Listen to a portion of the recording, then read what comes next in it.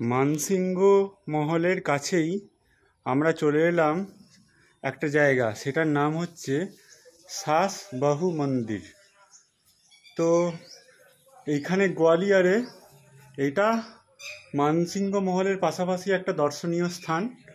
এবং এইটার দেখুন কারুকাজটা এত সুন্দর। হ্যাঁ দেখুন, আমি আমার দর্শকদের দেখাচ্ছি এই মন্দিরের কারুকার্যগুলো। প্রতিটা ছত্রে ছত্রে কারুকার্য রয়েছে আর স্থাপত্য রয়েছে। দেখুন, যদিও এখনও কিছু মূর্তি ভেঙে গেছে, তবু বেশ কিছু স্থাপত্য কিন্তু এখনও অক্ষত রয়েছে। চলুন ভেতরে যাওয়া যাক। এই দেখুন, এটা হচ্ছে সাসবাহু মন্দির এবং এর একটু ধার দিয়ে গেলেই এখান থেকে কিন্তু গোটা গোয়ালিয়র শহরটা কিন্তু দেখা যায়। আপনারা যদি কোনোদিন গোয়ালিয়র আসেন এবং গোয়ালিয়র দুর্গে ভ্রমণ করেন, এখানে অবশ্যই এই মন্দিরটা আপনারা আসবেন দেখতে।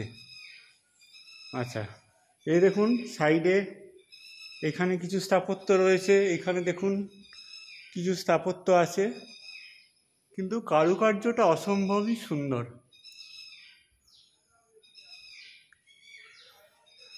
আচ্ছা, ভেতরে আমরা চলি একটু এগিয়ে গিয়ে।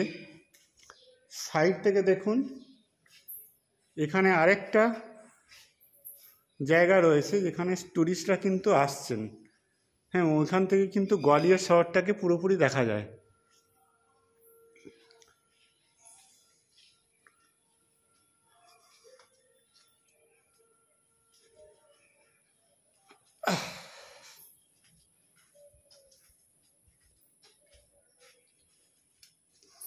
এই ঘরটি দেখুন, এখানে একদম অন্ধকার, কিছুই নেই, কোনো বিগ্রহ বা মন্দিরের যে মূর্তি বা প্রতিমা কিছুই কিন্তু নেই এখানে।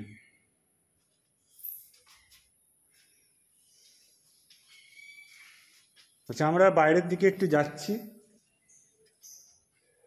বাইরে বলতে একটু সাইডে দেখুন, এখানে একটা ফাঁকা জায়গা।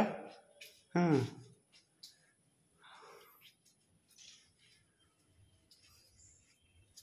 অনেক উঁচু। ওই দিকের যে প্যালেস আছে ওইখান থেকে কিন্তু গোটা গোয়ালিয়র শহরটা কিন্তু অনেকটাই দেখা যায় সেখান থেকে।